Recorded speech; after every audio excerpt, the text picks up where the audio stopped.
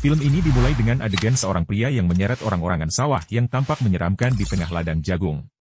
Setelah menemukan tempat yang sesuai, dia menggali dan menanamkan orang-orangan sawah tersebut. Saat adegan mendekat, terungkap bahwa ada seorang manusia di bawah orang-orangan sawah tersebut. Namun, sayangnya, orang-orangan sawah khusus ini justru tidak mencapai tujuannya, dan gagak-gagak mulai menggerogoti orang tersebut yang mencoba keras untuk berteriak, tetapi suaranya keluar teredam. Kemudian, adegan berpindah ke sekelompok remaja dalam sebuah mobil yang berhenti di pompa bensin. Mereka akan menuju ke sebuah laguna untuk menikmati skinny dip.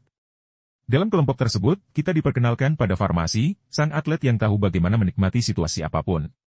Di belakang kemudi ada Ellie, seorang kutu buku yang jatuh cinta dengan Ash, teman mereka yang memiliki sifat yang sama pendiam. Selain itu, ada Devin, pacar Farbse, yang kesal pada para pria karena satu sel otak mereka yang sama setuju untuk mengambil mobil konvertible yang tidak dapat dikonversi, tanpa AC, dalam perjalanan di bawah terik sinar matahari. Para pria menunggu sementara para gadis pergi ke semak-semak untuk buang air. Tiba-tiba, sesuatu jatuh dari langit ke kaca depan mobil mereka. Para pria melihat dengan cermat dan menemukan bahwa itu adalah ibu jari Ellie. Mereka menjadi ketakutan dan panik, sementara Farmasi berusaha untuk menenangkan Ellie tanpa berhasil. Dalam kebingungannya, Farmasi memiliki ide brilian dan menggunakan wiper untuk melepaskan ibu jari dari kaca depan, tetapi itu hanya menyebarkan darah, membuat mereka semakin gugup.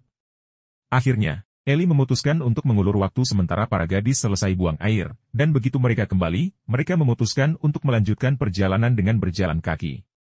Mereka memutuskan untuk berjalan karena laguna berada cukup dekat. Mereka mengambil jalan Miller S Trail dan segera mencapai ladang jagung. Di ladang jagung, mereka melihat seorang orang-orangan sawah dengan seekor gagak duduk di atasnya, yang membuat mereka merasa bingung. Seharusnya orang-orangan sawah itu bertujuan untuk mengusir burung-burung, jadi mereka bertanya-tanya. Saat mereka berdiri di luar tanda larangan masuk, mereka melintasi beberapa langkah ke depan dan melihat burung gagak lain yang sedang makan sesuatu. Ash yang sangat mencintai burung-burung berusaha mendekati seekor gagak, namun tiba-tiba terkejut saat melihat burung tersebut sebenarnya sedang memakan jari manusia. Itu menghentikan spekulasi mereka dan mengalihkan perhatian mereka ke situasi yang aneh. Saat mereka berdiri di sana, mereka melihat seseorang yang tertutup karung goni berlari di tengah ladang jagung sambil berteriak minta tolong. Dia melepaskan karung goni dari wajahnya, dan terlihat ada kekacauan berdarah. Ia berlari ke arah yang tidak pasti, seolah-olah terjebak dalam labirin ladang tersebut. Tidak lama kemudian, mereka mendengar suara peluit mengerikan, yang mungkin berasal dari petani yang mereka lihat di adegan pertama. Pria itu mencoba melarikan diri, tetapi petani itu menariknya dengan tali yang diikatkan di lehernya, melumpuhkannya, dan membunuhnya menggunakan sabit. Jeritannya yang mengandung darah adalah yang terakhir terdengar siapapun tentang dia. Sementara itu, kelompok teman-temannya telah berjalan cukup jauh, dan mereka tidak mendengar jeritan minta tolong pria malang itu. Mereka telah berjalan cukup lama, dan para gadis mulai kehilangan kesabaran. Pria itu menyarankan agar mereka melanjutkan perjalanan sementara para gadis menunggu dan istirahat sejenak. Orang-orang melanjutkan perjalanan sedikit lebih jauh dan akhirnya menemukan danau biru yang telah mereka cari. Sementara mereka memanggil gadis-gadis, Farmasi adalah yang pertama yang melepas pakaiannya dan melompat ke dalam danau. Ellie segera bergabung dengannya, dan mereka semua mulai bermain air dengan gembira. Beberapa di antara mereka bermain-main sebelum Ellie dan Ash memutuskan untuk keluar dari air. Di tepi danau, Ellie memberikan cincin janji kepada Ash dan mengakui perasaannya, sementara Farbsi digoda oleh Devin. Namun, saat tiba waktunya untuk kembali, gadis-gadis itu menolak untuk berjalan kembali ke mobil. Devin meminta Ellie dan Farmasi untuk mencari cara membawa mobil ke sana, sementara mereka menunggu di tepi danau. Namun, ketika Ellie dan Farmasi kembali ke tempat mobil itu terparkir, mereka menemukan bahwa mobil mereka telah hilang. Farmasi mulai menyalahkan Ellie karena mobil yang hilang, dan perkelahian pun terjadi di antara mereka. Sementara itu, gadis-gadis itu berbaring di tepi danau dan mendengar suara dari semak-semak.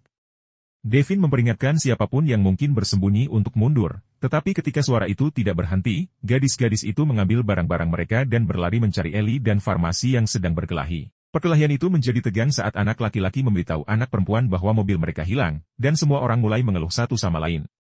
Ellie berteriak agar semuanya berhenti dan mencoba menenangkan situasi dengan tetap positif. Mereka mulai mendiskusikan apa yang harus mereka lakukan. Ash mencoba mencari petani yang mereka temui sebelumnya dan memanggilnya. Mereka semua mengikuti Ash, tetapi ketika mereka mencapai area berpagar, petani itu sudah pergi. Devin adalah yang pertama melewati pagar, dan yang lainnya mengikuti. Kecuali Farmasi yang masih belum pulih dari trauma masa kecilnya saat dia terjebak di pagar ketika dia masih di kelas 6. Dia memecahkan salah satu pangsit selangkangannya saat mencoba memanjat pagar, dan dia tidak ingin diledek karena itu hanya satu kejadian.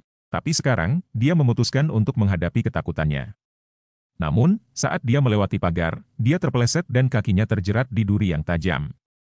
Dia menangis kesakitan, dan Ellie memiliki ide brilian untuk mencabut duri dari kakinya, meskipun dengan rasa sakit. Ash mencoba mencari sesuatu di tas obat Farmasi untuk mengikat luka itu, tetapi Farmasi menghentikannya dan mengatakan bahwa tidak ada yang bisa digunakan. Ellie melepas bajunya dan menggunakannya untuk mengikat luka Farmasi, dan kemudian membantunya berdiri. Mereka perlahan-lahan melanjutkan perjalanan. Mencari petani yang mereka harap akan membantu mereka. Mereka akhirnya mencapai medan sawah, tetapi Farmasi tidak dapat berjalan lebih jauh. Ellie membantunya duduk di pangkalan medan sawah dan berkata bahwa dia akan mencari gudang, yang meninggalkan Farmasi merasa kesal tentang bagaimana segala sesuatunya telah berubah.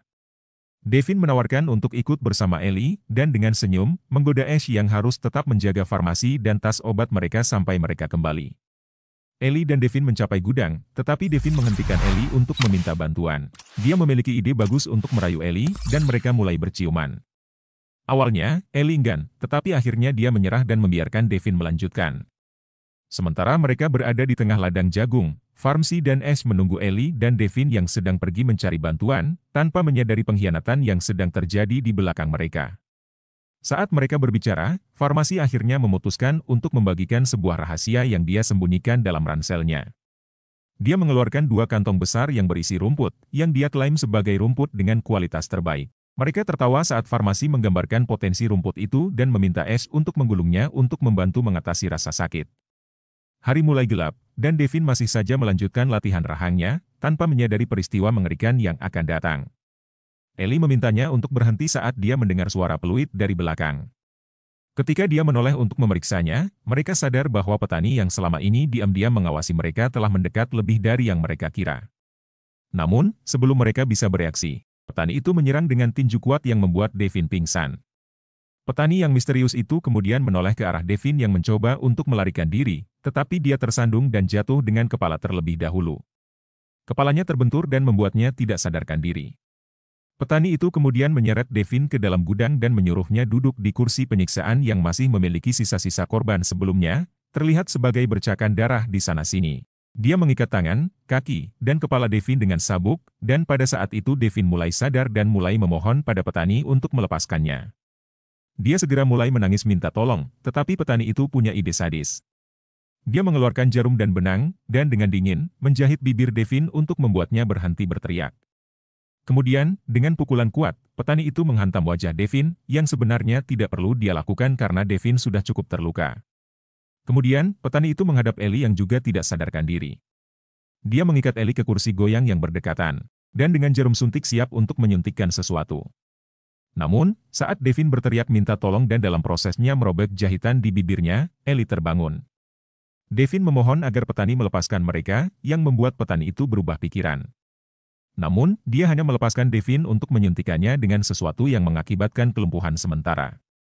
Setelah itu, petani itu menutupi wajahnya dengan salah satu topeng karung goni aneh yang dia miliki dalam koleksinya. Korban sebelumnya yang terbaring pingsan di dekatnya, dan setelah dia menyelesaikan urusan dengan Devin, dia membawa bocah itu pergi dari ruangan itu. Di luar, di tengah lapangan, Ash dan Farmasi masih menunggu teman-teman mereka. Ketika Farmasi merasa perlu untuk ke kamar mandi, Ash akhirnya setuju untuk membantunya. Dia membawa Farmasi ke area vegetasi yang lebih lebat dan meninggalkannya di sana untuk melibatkan diri dengan tanaman, kemudian kembali ke arah orang-orangan sawah yang menarik perhatiannya. Ash tertarik oleh penampilan menyeramkan orang-orangan sawah itu dan mencoba untuk melihat lebih dekat untuk memahami apa yang membuatnya menyeramkan. Ketika dia mencoba melihat ke dalamnya, tiba-tiba kepala orang-orangan sawah itu jatuh, dan beberapa belatung jatuh menimpa Ash, yang langsung berteriak. Tiba-tiba, dia mendengar suara peluit, dan mulai memanggil teman-temannya, mengira itu adalah salah satu dari mereka. Namun, seseorang dari balik semak-semak menangkapnya dan menariknya ke dalam. Ash berteriak, tetapi pria itu berhasil menenangkannya dan mengungkapkan bahwa dia telah mengamati kelompoknya sepanjang hari. Pria itu memperingatkannya bahwa dia tidak akan bisa melarikan diri sampai dia ikut dengannya. Ash mencoba menyampaikan bahwa temannya terluka, tetapi pria itu menegaskan bahwa temannya harus menemukan jalannya sendiri. Takut dengan situasi, Ash memutuskan untuk ikut dengan pria tersebut. Pria itu membawanya ke gudang di mana dia melihat mobil mereka. Ash menjadi curiga terhadap pria itu, tetapi dia meyakinkannya bahwa dia tidak punya pilihan selain mencari bantuannya. Mereka masuk ke ruang yang sama dengan kursi penyiksaan yang kosong dan berlumuran darah segar. Pria itu menjelaskan bahwa orang-orangan sawah masih hidup dan bahwa korban dari petani pembunuh telah diubah menjadi orang-orangan sawah sebagai hukuman karena masuk tanpa izin. Dia menunjukkan kepada ASH mayat yang diduga seorang wanita yang digantung di atap dan mengatakan bahwa para penyusup telah mengambil satu-satunya rekan pembunuh itu, dan sekarang dia mencari pembalasan. Tiba-tiba, seseorang mengguncang pintu, dan ASH bersembunyi sementara pria itu tetap tinggal. Saat petani memasuki ruangan, pria itu memanggilnya, ayah, dan anak petani itu membantu petani mengikat Eli di palang. Ketika mereka selesai mengikat Eli, petani itu mengambil paku terpanjang dan menyakitinya, tetapi jeritan Eli teredam karena jahitan di bibirnya. Kemudian, petani itu bergerak ke lengan Eli. Ash yang telah menyaksikan semuanya merasa tak tahan melihat temannya disiksa dan memutuskan untuk beraksi.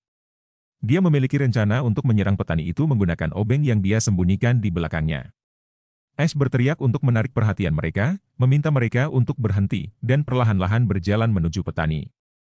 Namun, ketika dia mencoba menyerang petani itu, dia menyadari bahwa petani itu terlalu kuat untuknya. Dia beralih ke rencana B, yaitu memohon pada putra petani untuk meminta bantuan. Namun putra petani tidak bisa berbuat apa-apa karena dia sangat takut pada ayahnya.